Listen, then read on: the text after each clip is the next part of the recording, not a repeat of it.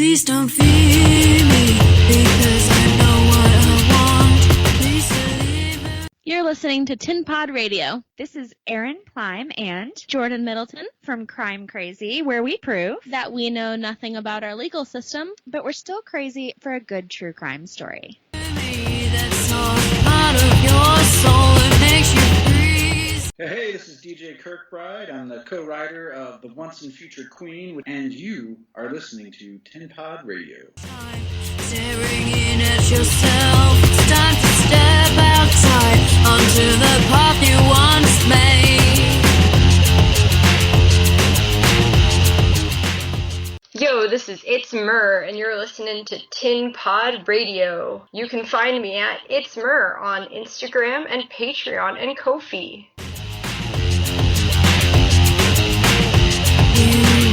Let me give you so I can find all your tears. I can mend. You're listening to Tin Pod Radio, and this is Mangaloo, or Casey, or Labnack and Mangaloo Cosplays, all those things. And you can find my stuff at Labnack and Mangaloo Cosplays on Facebook, Instagram, Twitch, and Twitter. Check my stuff out. So you can function again. I was where you are in oblivion. You're listening to Tin Pod Radio. I'm Nicole from Night Owl Designs, and you can find me at shopnightowldesigns.com. You feel alone, you got to ask yourself. Hello, my name is Marissa, or Title Zora Cosplay, and you are listening to Tin Pod Radio. You can follow me on Instagram at Title Zora, or on Facebook at Title Zora Cosplay. Where you are now. It's where you are now.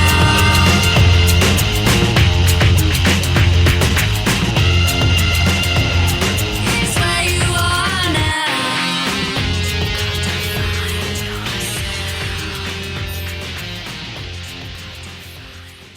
Chapter 14. Scott and Siders were what is called in military life, in military circles and in military terms, being pushed around and bullied. Basic military operations, in other words. Black operations agents were loading everything from their base into large crates and taking them away. Not just the data, but also the machines, the furniture, even the urinal cakes. Scott was standing in one corner of the room watching all of this as it unfolded, while in the other corner of the room, across from him, Siders stood watching also, but with a more intelligent British look on his face. Siders was scratching his chin, as he always did when he was worried. "I think we're DOS from here, mate. What do you think happens to us?" Scott looked at one of the Black Operations soldiers as he was packing his uniforms away into a crate, and wondered if that was their fate also, and nodded to his partner. Siders scratched his head, a sign he was getting even more nervous. "You think?" Scott shrugged his shoulders. The last object in the place was crated and taken away, leaving the two of them standing there in an empty room. "Aw, they took my porn. They took my toys. They took my car keys. Aw, they took my hoggers.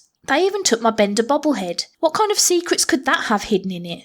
I'll miss my collection of WC miniatures. I'll miss my extra pair of underwear." "You only had one extra pair of Y-fronts." One of the Black Ops agents returned and handed Siders a cell phone. The phone wasn't ringing. That was advanced warning. "It's for you," he told Siders. Then he left. Siders looked at the phone and turned to Scott. "But it's not ringing." Scott shook his head. "And everyone thinks the British are smarter about everything."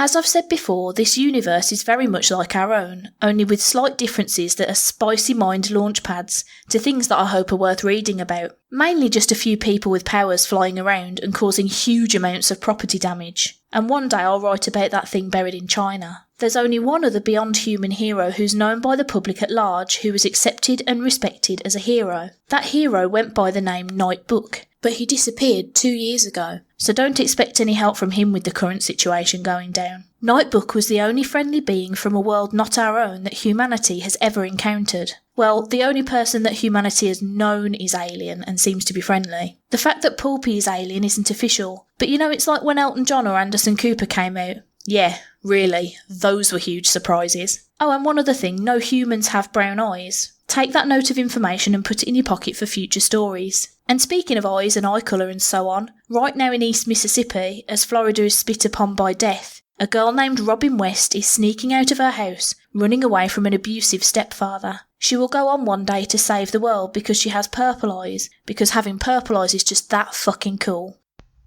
On one side, you have Death. Death is the only being that knows where the true grave of Mozart is, and pays homage to the burial site once a year.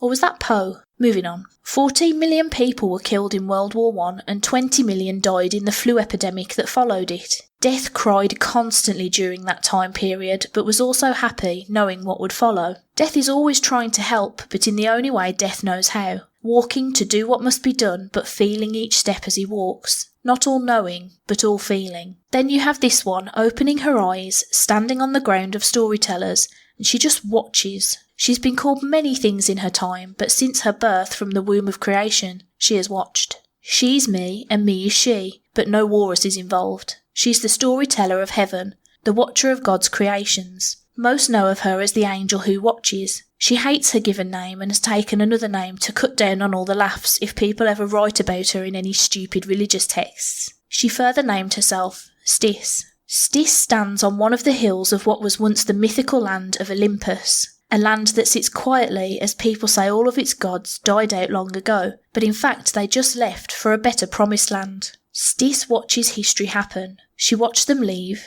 and she will watch the day this planet burns. She is the first to know when things are about to hit another gear, and things are about to hit another gear. Stis watches death's footsteps.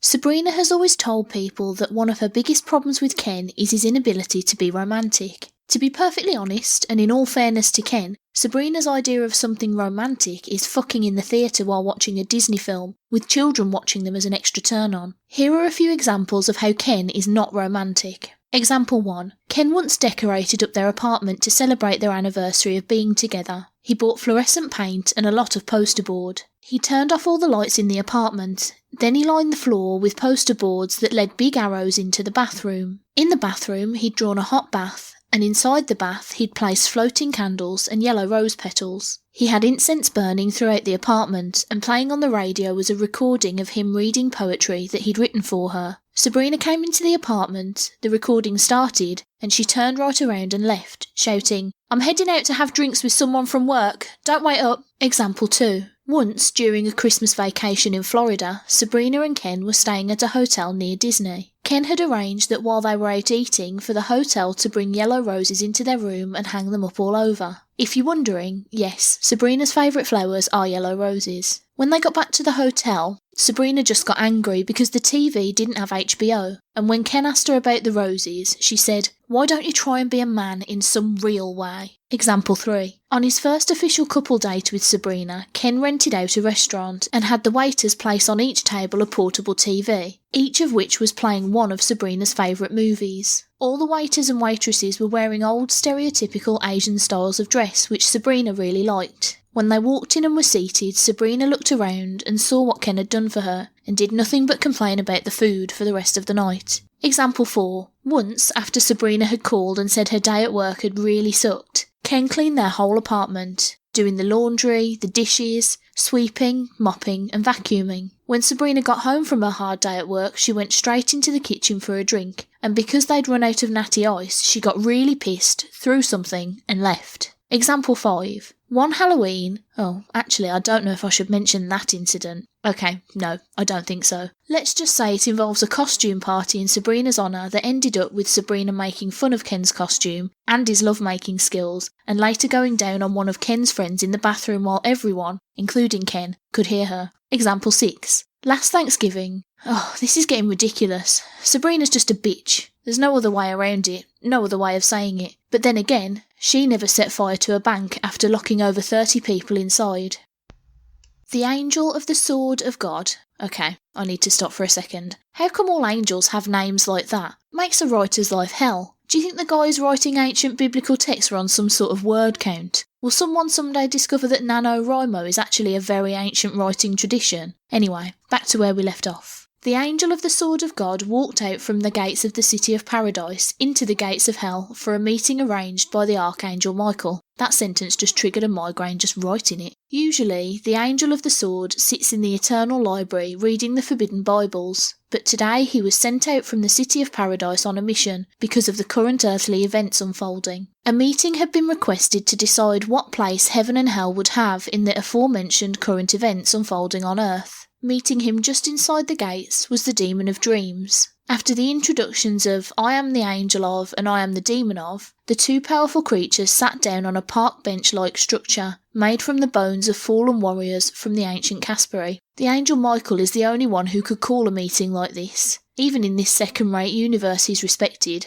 stated the demon. Demons have respect for an angel of heaven, asked the angel. The Morning Star respects him, and so does most of hell, unless we face his fury. Plus he's the Archangel Michael. That's just so cool. So you have respect and show respect out of fear from your master, and because he of the Archangels is cool? The demon replied, I have respect for an individual who is one of only 2 beings in all of creation that has ever questioned God. That takes balls the size of heaven itself. The demon paused and thought for a second as something occurred to him. Oh, you guys don't have balls, do you? The Angel of the Sword stood. He was surprised by what this demon had just said to him. The demon stood too, slowly laughing. You lot have wings and we have balls. 2 of one thing, 2 of another. The angel's face turned red in anger as the demon sat back down on the bone bench and casually crossed his legs. Calm yourself, Angel. We're here to discuss what is about to happen to God's favourite creations. Hell is pleased to just ignore it. I would suspect heaven will do the same, even if one of the fallen is involved. The angel nodded his head in agreement. Heaven will only watch also. The Angel of the Sword turned to walk away as the Demon of Dreams laid down and stretched out on the bench. With that sense of love, humanity has always been screwed.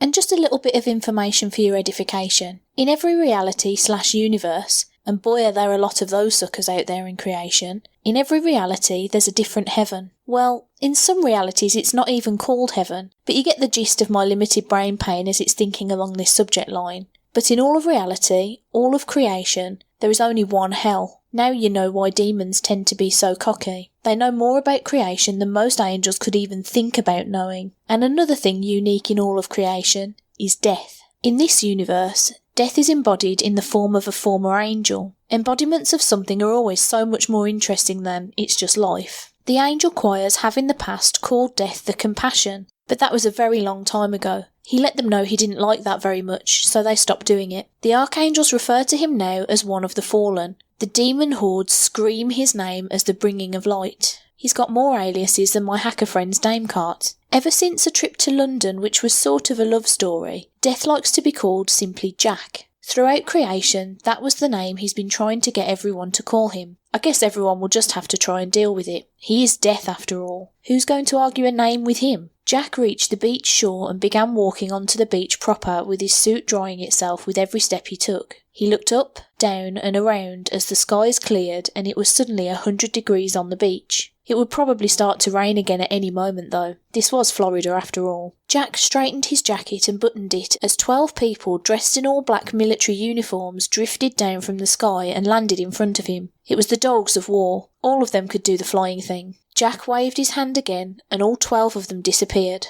Simple as that. All a part of unfolding destiny. You young warriors are needed elsewhere. Jack walked from the beach up a set of steps and onto the deck of a beach house. He calmly knocked on the sliding glass doors. The waves have stopped. Here's what comes next. It was hours after the waves had stopped when emergency personnel finally got to the factory. After wounds and injuries were addressed, the emergency crews started trying to help people get back into their homes. Katrina was America's first hydro metropolis. I wouldn't go that far with Melbourne, Florida, but the place sure is a little waterlogged after the waves that have poured down on it. Most of the houses and other structures in Melbourne are still standing, damaged but still standing, but places nearest to the water got hit pretty hard. Julie and Lindsay owned a beach house together. They purchased it about 2 months ago from a friend of Lindsay's. The friend's husband had passed away and she wanted to move back to her hometown in Kentucky, so she sold it to Lindsay and Julie for only a few $100s. 2 National Guardsmen in a jeep dropped them off at their house, and from the outside it didn't look too bad. All guardsmen were told to inspect all structures before letting anyone go in, but this house looked pretty much untouched except for a lot of seaweed on the roof and a few windows knocked out, so they left the ladies to get on with their lives. Plus, both of them wanted to find out if their own houses were still standing. Julie wanted to smile, but when she looked at Lindsay and saw in her face what she knew in her own heart was probably the truth, they had not seen the inside. The guardsmen sped off and Julie and Lindsay walked up to their home. Compared to the houses on either side of them, theirs did seem okay. Windows had been knocked out, like I wrote, and nothing was left of their front yard, but that sometimes happened in Florida normal storms. Lindsay put her key in and opened the front door, and water poured out like someone had just opened the door to a huge fish tank. Lindsay grabbed Julie by the arm to keep her from falling off the front steps. After the water came to ankle-deep level, they entered. Amazingly, the back sliding glass doors were still standing, though that only helped keep so much water in their living room. Seeing this, Lindsay also knew how bad the other rooms must be, because the house was a split level and had steps down to the bedrooms. Both of them had loved that feature when they first bought the place. First they went into Lindsay's bedroom. All of her trophies, all of her stuffed animals, and all of her clothes were gone. Not looters, they'd been washed out of the bedroom window. She looked outside after treading through the waist-deep water to the window and saw all of her stuff scattered beside the house. Lindsay struggled back through the water and Julie helped her up into the doorway of the living room. Julie hugged her and Lindsay kissed her on the cheek. Maybe your room is better? They walked over to the other side of the house.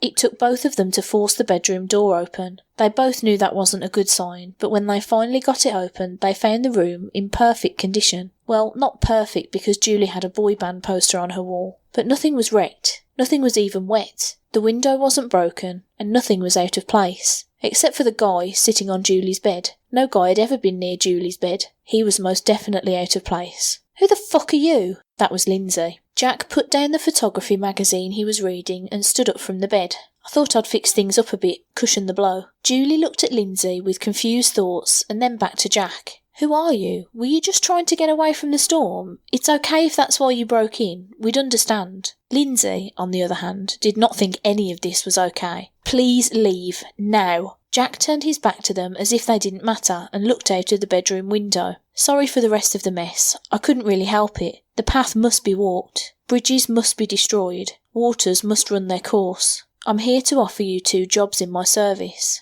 Lindsay picked up a lamp. She was moving to whack him in the back of the head when all 3 of them disappeared into thin air.